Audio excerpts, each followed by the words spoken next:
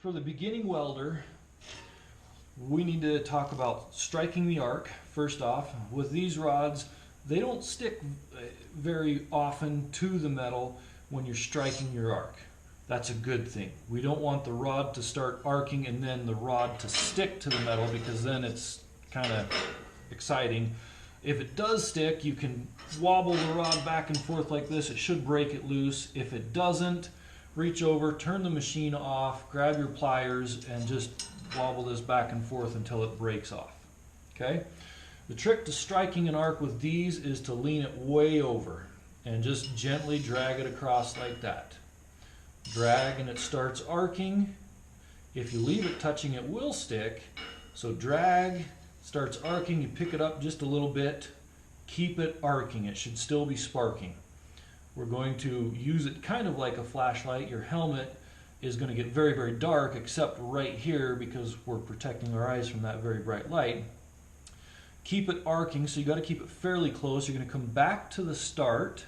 You're going to stand your rod straight up and down. Stay there for just a second. You're watching the metal here. You're looking at a liquid puddle of metal. You want to watch that puddle until it gets about the size of your fingernail. So you're going to stay right there until you've got a puddle.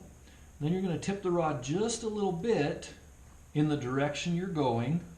So if I was going this way, you see how I'm tipped just a little bit. And then I start moving very, very slowly.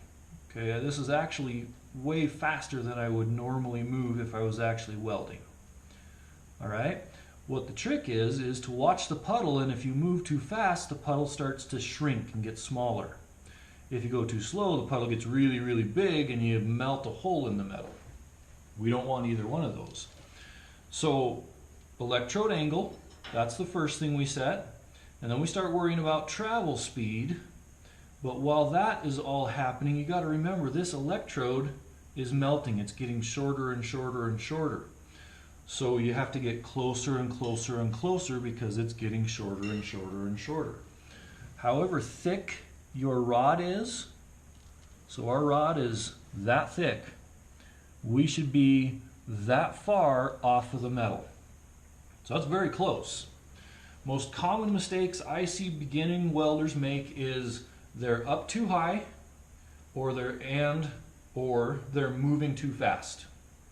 If you're short, then it's hard to hold this up, so we kind of tend to weld like this. We might be straight this way, but because we're short, we've got it leaned down. Okay? So correct electrode arc length, how far off the metal you are, electrode angle, and travel speed. Okay? The other thing that's very important is just relax. Let your arms relax. If you're really tense, every time you breathe, if you watch the tip of my rod, if I'm all tensed up, it moves. So just relax your arms. If you want to rest this hand on this arm, that gives you a little bit of it. You can use more of your body to move instead of having your lone arm sticking way out there. All right? So let's put our gear on, get our gloves on, and see how this works.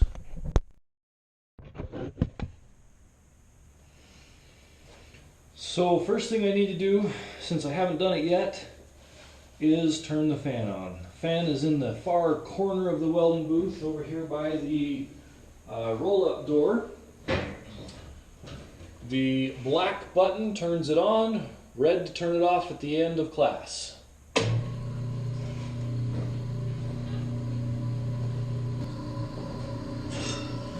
Alright, so we're ready to weld. I've got an electrode in there. I've lifted it up so it's not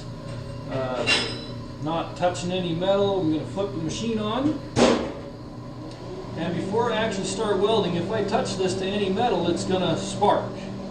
And this bright spark can hurt people's eyes, so before I start welding, I just say cover. When I say cover, that means everybody else that hears me should know to look away or put their hood down. Even the reflections off of the white walls in here can hurt your eyes, so make sure you're not looking at any of the bright, flashy, pretty lights. So, cover. Alright, to strike the arc, again we tip our rod way over and we just scrape it. When it starts sparking, that's all we have to do. It's not like a match where you flick it. We don't have to do that. It's too hard to keep it going.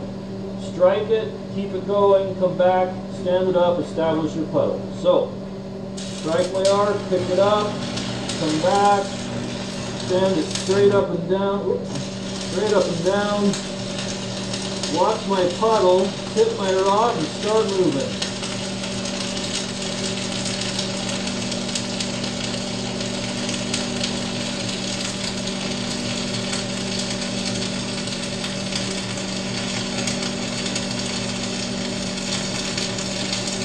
Again, watching the puddle. You start going too fast, you get too small. You get up too high, it just kind of spits. It really doesn't do anything. If you get down too low, it gets very cold. When you get to the end, whatever you're doing, just lift it up to stop and turn the machine off. Alright, machine is off. Let's take a look at our piece of metal. So our metal is very hot. It was just glowing. We're going to pick this up with our pliers. We're going to bring it over to this booth over here, and we're going to stick it in this water.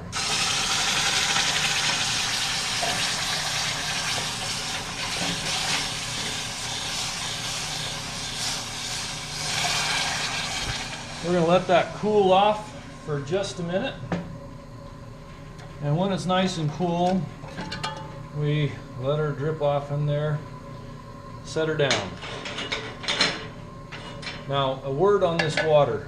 Do not dump this bucket out in the sink. In the bottom of this water, it has all kinds of gunk. And if you dump it in the sink, it will plug it up. So we're going to, you can refill it though, fill her close to the top, but do not dump that out. So when we weld, we get a coating over top of our weld that's called slag. And if you do it just right, that coating will actually peel itself off. So the reason you wear your safety glasses at all times is we're going to use our chipping hammer and we're going to chip that off. And you can see it kind of starting to flake off. Over here it doesn't work so good. This is where we were up too high, and then we were down too low over at that end. One of them does have a wire brush. You can use that to clean the weld off. Hard to do one-handed while I'm holding the camera, but what we're looking for, maybe, is that nice, wide weld.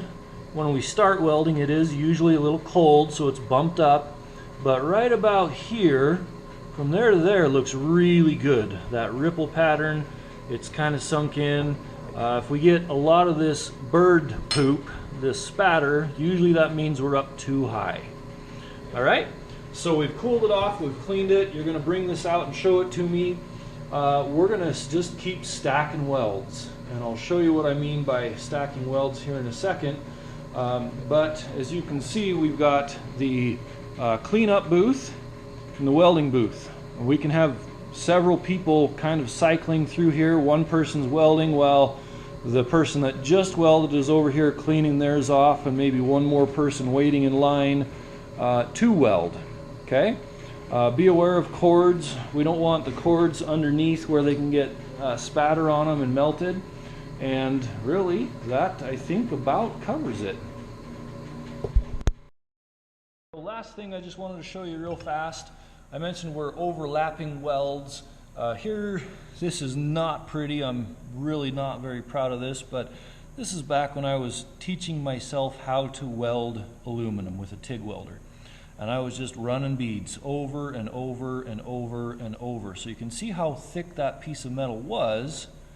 And I mean, there's hundreds of beads on that piece of metal when I was trying to learn how to TIG weld.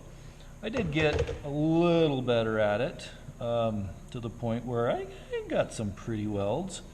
What we're going to be doing, this is a piece of angle iron, and we're hoping you can layer your welds just like that over and over and over, just on a flat piece for now. It'll take some practice. This is a skill. Don't get frustrated. It takes some time. And eventually, if we can get our beads real nice, then we'll start trying some different weld joints. A butt joint, where we just butt two pieces up together. A lap joint, where we've got two overlapping, and then this guy right here, the T-joint. All right, so let's see what you can do.